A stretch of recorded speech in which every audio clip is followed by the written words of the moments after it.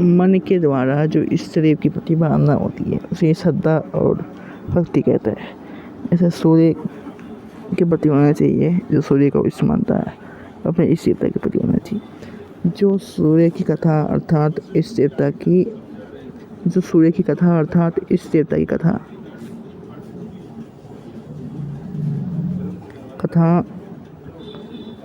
कथा सुनता है, भक्तों की सेवा करता है, भक्तों की सेवा, भक्तों की पूजा करता है, और जो अग्नि की पूजा और अग्नि की सेवा में संलग्न है, मतलब पूजा में लगा हुआ है, उसी को सनातन भक्त कहते हैं। जो इष्ट देव का चिंतन उन्हीं में मन लगाता है, उन्हीं की पूजा करता है,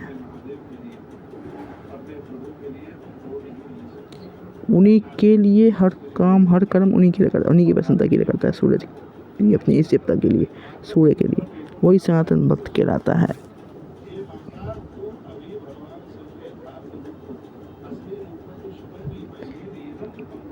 जो सूर्य देव जो इस देवता के भक्तों में दोष देखता नहीं है, हाँ गलत का साथ देता नहीं है, बट सही के खिलाफ भी नहीं बोलता उनके वो सही काम को, तो दोष देखता नहीं है उनमें।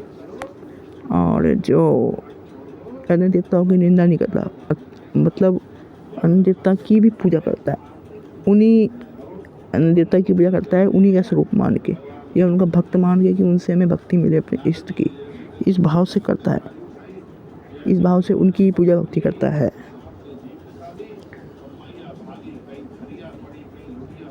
सूर्य देवता का व्रत लगता है सप्तमी, संदेश, षष्ठी का, अपने इस देवता की स्थिति का व्रत करता है। जो चलते फिरते उठते बैठते भगवान सूर्य का नाम ले, जो चलते फिरते सूंघते टहलते चलते फिरते आँख खोलते आँख बंद करते भगवान भास्कर का स्मरण करता है,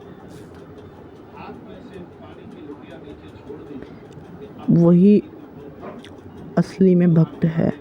और ज्ञानी पुरुष को ऐसा ही भक्ति करना चाहिए,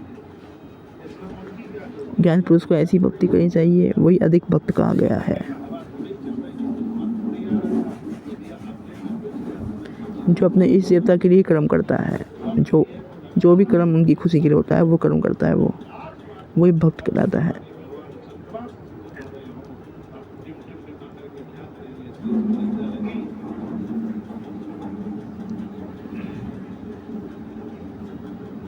पत्र, पुष्प, जल, फल जो इस देवता को समर्पित करते हैं हम श्रद्धा भावना से,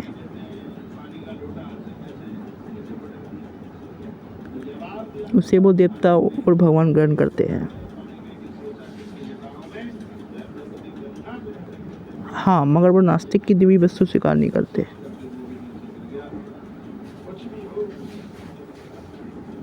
जो पृथ्वी पर रखकर भगवान सूर्य को नमस्कार करता है वो सब पापों से मुक्त हो जाता है।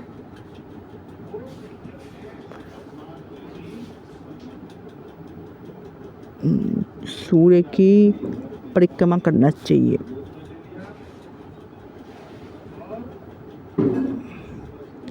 सूर्य देवता को अपने हृदय में धारण करके आकाश की परिक्रमा करनी चाहिए।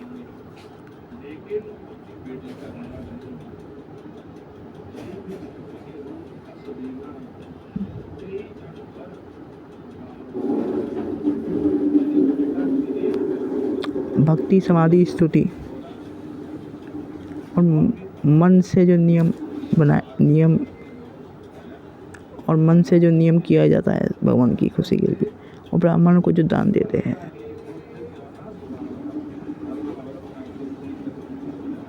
जो नियम किया जाता है उनकी प्रसन्नता के लिए, उन्हें देवता, मनुष्य और पितर ग्रहण करते हैं।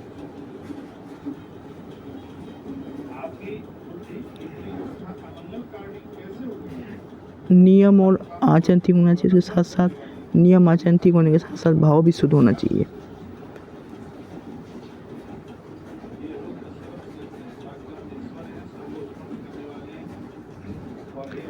शुद्ध हृदय से दिया जाता है जो कुछ भी भगवान की खुशी के लिए भगवान को या भगवान की खुशी के लिए जो कुछ किया जाता है वो सब अनंत और सफल हो जाता है।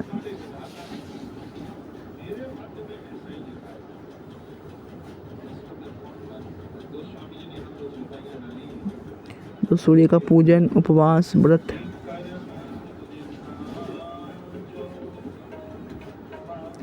स्तवन करते हैं, जप करते हैं, भजन करते हैं। जो सूर्य देवता को उपहार और उनको वस्तु समर्पित करते हैं, वस्तु को उपहार में देते हैं,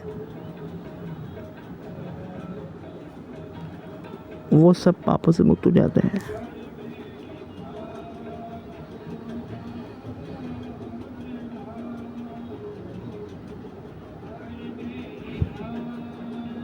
जो षष्ठी और सप्तमी तिथि को नियम का पालन करके, व्रत के नियम का पालन करने के साथ साथ भगवान सूर्य का पूजन करता है।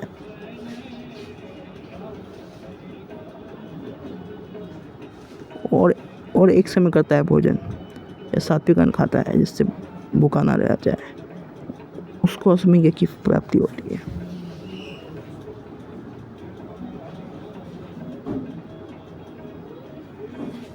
सूर्य उदय में जल देना चाहिए सूरज को, मतलब सूर्य उदय काल में हमें सूर्य को अर्घ देना चाहिए।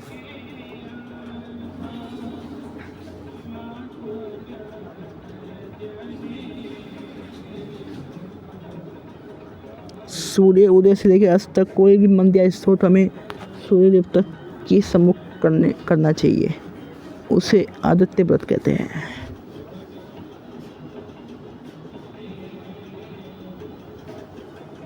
उनकी ओर मुंह करके खड़ा करके करना चाहिए उस मंत्र स्तोत्र का जप, इसे आदित्य व्रत कहते हैं।